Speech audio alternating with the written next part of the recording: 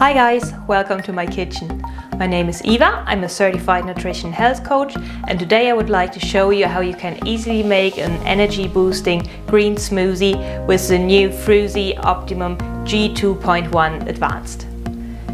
When you are using a blender, always make sure to start with the liquid, then the soft ingredients, and keep the really hard ingredients till the end and just put them on top.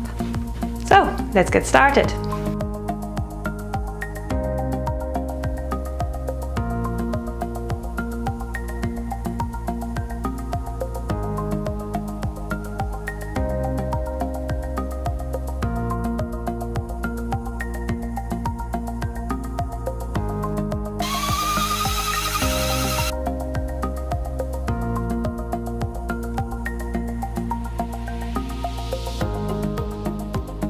So this energy boosting green smoothie is one of my favorite recipes. Today I've made it with frozen pineapple instead of fresh pineapple because today is quite hot, so I like to cool it down, and it also makes it extra smooth.